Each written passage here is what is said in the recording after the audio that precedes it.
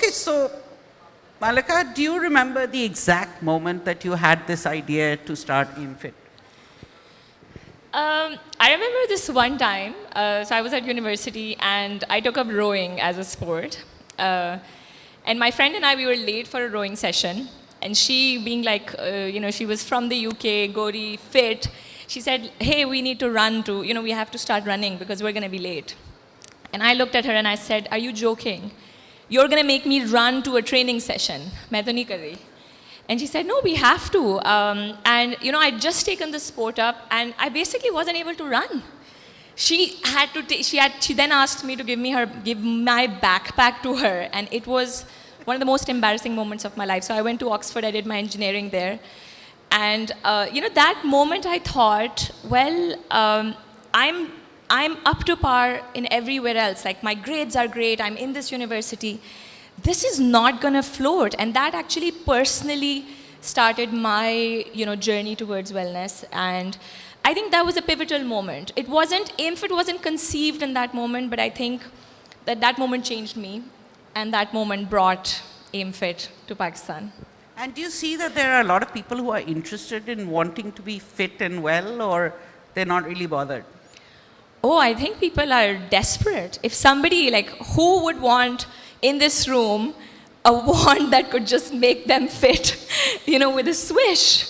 But then they have to work hard for it. Yeah, see, that's where the question comes. That's where you have to make something that is just too small to fail. Right? We've made fitness a mountain for ourselves. Like what we did here yesterday was fun. We are unlocking it in a way that people don't fear it. Because we all need, actually forget want. We are all going to need it. Forget if we need it now or not. I'm in my 30s and I have friends who are physically not able, they have some physical ailment that is stopping them from doing something. Like Anam was here in this seat just before me. My mission is to make sure she wakes up, founders like her wake up, and they are ready to do their sort of, give it their all in whatever they're doing. And because we target women, so there's, we're just getting started. What is your least favorite type of workout? Is there one? Or do you like all kinds of workouts? My least favorite type of workout is where I feel somebody wasted my time. This is personally my thing. So we prioritize that a lot at AimFit, right? If you're going to give 15 minutes, if you're somebody busy, we're building it for people who don't have time for fitness. Okay. So if you're going to give me 15 minutes, I want that you give me the most out of it. And so I think, if somebody's going to waste my time, then I'm... Okay, so if you had a choice and you had to give up one of the workout sessions that you do regularly, or you had to give up your favorite food. My favorite? Food. Okay. Which would it be? I mean, in each case, which would you choose? Which would I choose? To give up in terms of food, and which type of workout would you give up? Oh man. I would probably give up, so I'd probably give up, sometimes I'd go to the gym and I'll use some gym machines. I'm not a big fan of those. Okay. I would give those up any day. Okay. I think that, And then food-wise, do I have to give up a food? I work out regularly. I just double down on my workouts, so I don't have to give up a food. Is there any particular skill that you're trying to master right now that you're working on? And that doesn't have to be a workout related skill. So I'm quite an outdoorsy person. I like rock climbing. I am into skiing. So I'm pursuing those on the side in the time that I get. I think it just helps me clear my mind, and that's that. If there is one thing you could change about your co-founder, what would it be? See, I am a troublemaker sometimes. So it's actually a very easy question for me. My co-founder is my sister. Oh. She's based in the UK. She works from there. We're a remote first team, so it works out for her. I would, in a flash, bring her back to Pakistan. Okay. What is the worst piece of advice you've ever received?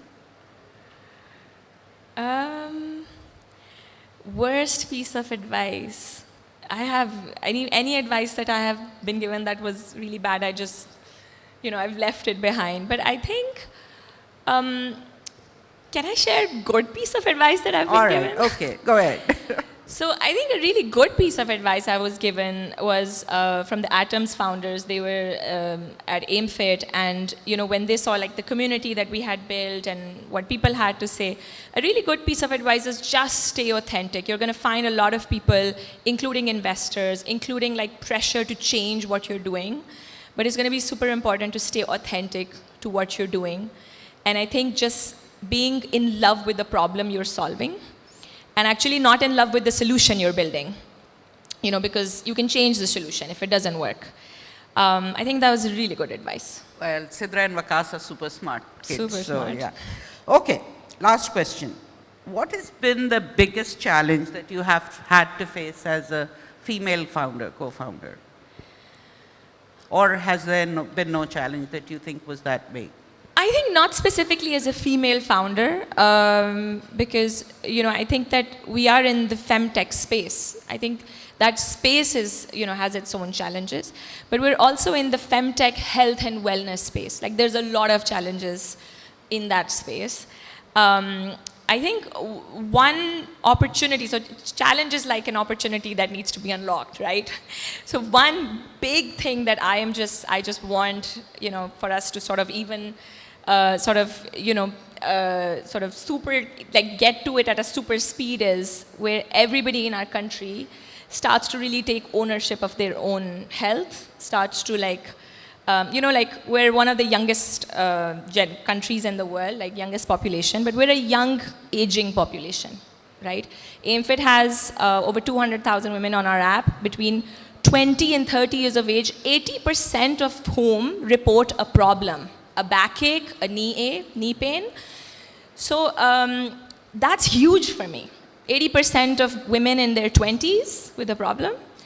And so that's something that I can't wait to help solve, because otherwise we'll just be a very young, aged population.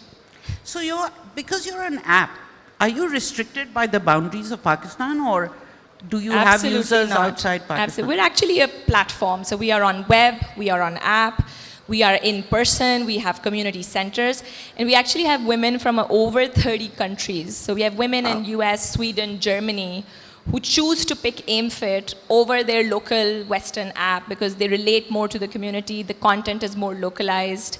They want to see local role models, and that's what AimFit is in the business of. Awesome. Thanks so much, Thank you so much. Mahlaqa.